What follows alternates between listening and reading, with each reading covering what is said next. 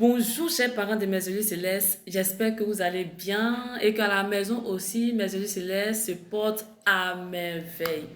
Chers parents, est-ce que nous nous sommes un jour demandé comment faire pour que nos enfants soient éduqués selon la parole de Dieu?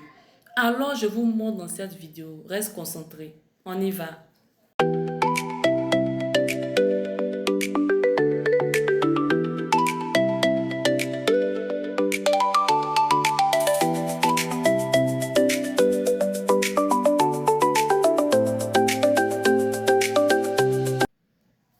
Nous, parents musulmans, chrétiens, nous voulons que nos enfants marchent selon la parole de Dieu. Nous voulons que nos enfants soient éduqués selon la parole de Dieu.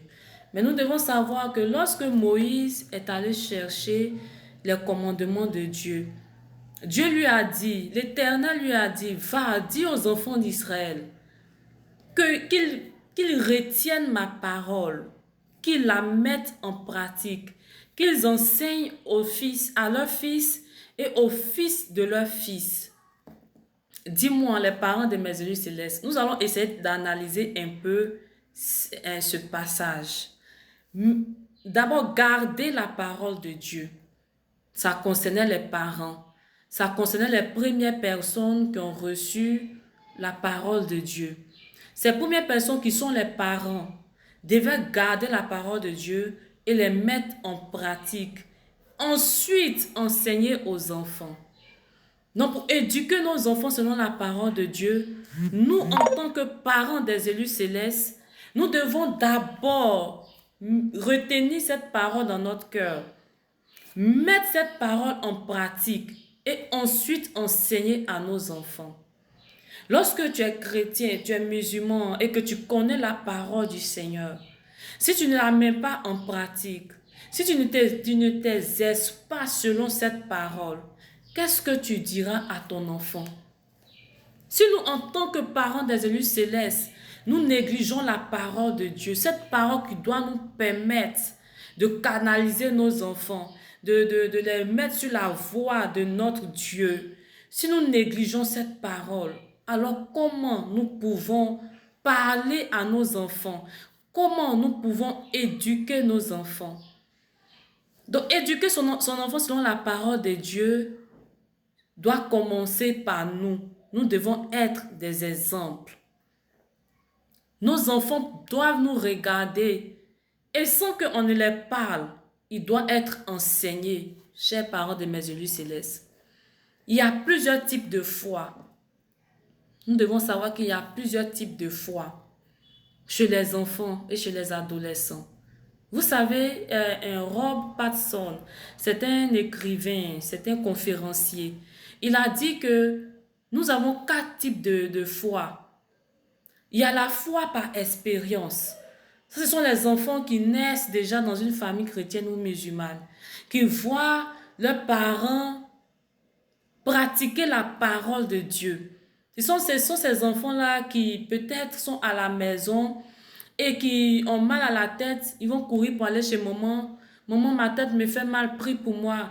Et lorsque toi, la mère, tu vas poser la main sur l'enfant pour prier, l'enfant va recevoir la guérison. Et là, il y a une certaine foi qui naît en ton enfant. Ça, c'est la foi par expérience. Il y a la foi par affiliation. La foi par affiliation, c'est tous ceux qui entourent l'enfant par leur manière de faire, par leur manière de démontrer leur foi. Il y a une certaine foi qui naît en l'enfant. Leur manière d'obéir à la parole de Dieu. Ils font naître une certaine foi qu'on appelle la foi par affiliation dans la vie de l'enfant.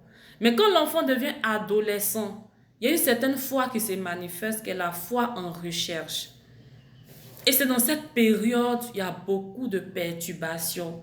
C'est dans cette période, le parent s'inquiète beaucoup. Mais dis-moi, parent, si toi, en tant que parent, tu n'avais pas négligé la parole de Dieu dès le bas âge de ton enfant, si tu avais démontré à la maison, et si tu avais donné, si tu avais fait naître cette foi d'expérience dans la vie de ton enfant, je crois que pendant la foi en recherche, ton enfant sera moins agité. Parce que quand tu es adolescent, tu te poses beaucoup de questions. Est-ce que rester vierge jusqu'au mariage, c'est normal? Moi, je ne trouve pas ça normal. La Bible ne nous a même pas expliqué pourquoi moi, je dois rester vierge jusqu'au mariage. Est-ce que fumer, boire, c'est dans la Bible? Parce que moi, je lis la Bible, mais je n'ai pas encore vu. L'enfant est en train de chercher lui-même sa foi. C'est ça que la foi en recherche. Et nous, en tant que parents des élus célestes, si nous devons éduquer nos enfants selon la parole de Dieu, et que nous avons pris le temps de lire la parole de Dieu, de mettre en pratique, pendant cette période-là, Dieu va nous donner la force de pouvoir les soutenir. Parce que pendant cette période, nous devons accepter que l'enfant nous dise, maman, est-ce que c'est normal que je reste vierge jusqu'au mariage? Il ne faudrait pas que ton enfant te dise ça, tu cries sacrilège. Tu t'apprêtes à faire quoi? Non, tu dois savoir que l'enfant est en train de rechercher lui-même sa foi. Une foi où lui-même il va avoir des expériences avec Dieu. Dans cette période aussi, l'enfant doit pouvoir regarder en arrière, regarder son parent et dire, on dirait les questions là, mon papa ou même ma maman a les réponses. Je dois aller poser la question à mes parents. Nous devons aider nos enfants. Chers parents, nous devons aider. Nos enfants doivent aussi hériter du royaume des cieux. C'est pourquoi l'éducation, selon la parole de Dieu, doit commencer par nous, parents, à la maison. Nous ne devons pas être embrouillés. Toutes les fois qu'un enfant viendra dire, mais maman, fumer la drogue là, moi je ne trouve pas ça mauvais. Tu peux prendre l'enfant, vous allez discuter. Peut-être ta peur sera, qu'est-ce que je vais dire à mon enfant? Est-ce que je vais pouvoir convaincre mon enfant? Mais pendant cette période, je crois que Dieu va nous donner à chacun d'entre nous les bonnes réponses pour aider nos enfants à avoir eux-mêmes leur foi. Et lorsque l'enfant est dans cette période de foi en recherche, vous allez voir qu'il aura beaucoup de dégâts. Mais pendant ce temps, nous ne devons pas être perturbés. Nous devons confier toutes choses entre les mains du Seigneur et beaucoup causer avec nos enfants. Nous devons beaucoup causer avec nos enfants.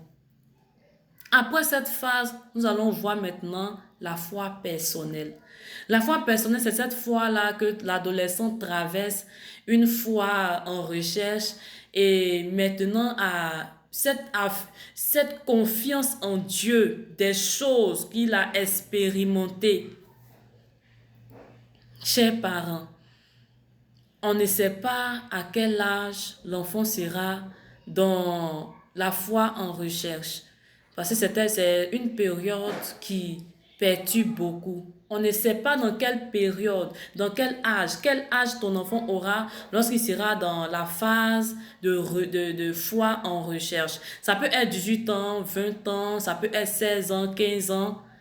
On ne sait pas quand. Mais si tu as appris à parler de Dieu à ton enfant, si tu as été là lorsque ton enfant était dans la foi d'expérience, je crois que pendant la foi en recherche, ton enfant se tournera vers toi. Après la foi en recherche, nous avons la foi personnelle.